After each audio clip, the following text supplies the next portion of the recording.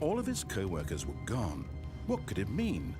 Stanley decided. When Stanley came to a set of 2 open doors, he entered the door on his left.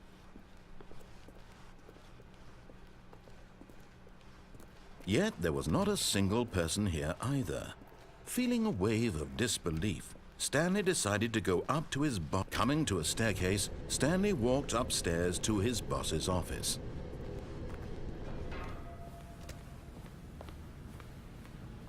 Here's the door, just go.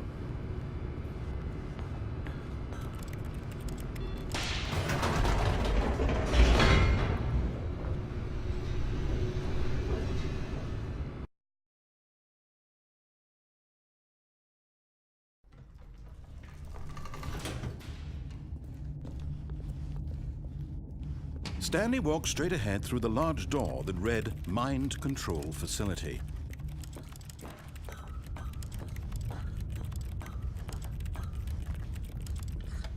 The lights rose on an enormous room packed with television screens. What horrible secret did this place hold? Stanley thought to himself. Did he have the strength to find out? Now the monitors jumped to life, their true nature revealed. Each bore the number of an employee in the building. Stanley's co-workers.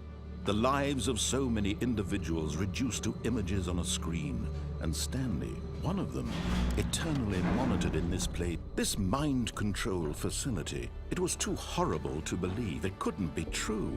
Had Stanley really been under someone's control all this time? Was this the only reason he was happy with his boring job? That his emotions had been manipulated to accept it blindly? No. He refused to believe it. He couldn't accept it. His own life in someone else's control? Never! It was unthinkable. Wasn't it? Was it even possible? Had he truly spent his entire life utterly blind to the world? But here was the proof. The heart of the operation. Controls labeled with emotions. Happy, or sad, or content. Walking, eating, working, all of it monitored and commanded from this very place. And as the cold reality of his past began to sink in, Stanley did...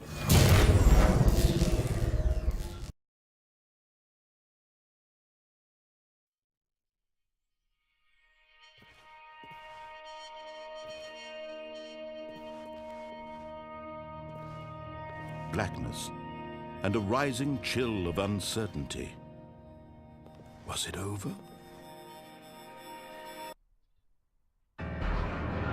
Yes. He had won. He had defeated the machine, unshackled himself from someone else's command. Freedom was mere moments away. And yet, even as the immense door slowly opened, Stanley reflected on how many puzzles still lay unsolved. Where had his co-workers gone? How had he been freed from the machine's grasp? What other mysteries did this strange building hold?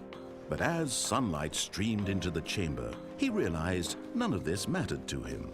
For it was not knowledge or even power that he had been seeking, but happiness. Perhaps his goal had not been to understand, but to let go. No longer would anyone tell him where to go, what to do, or how to feel. Whatever life he lives, it will be his. And that was all he needed to know. It was perhaps the only thing worth knowing.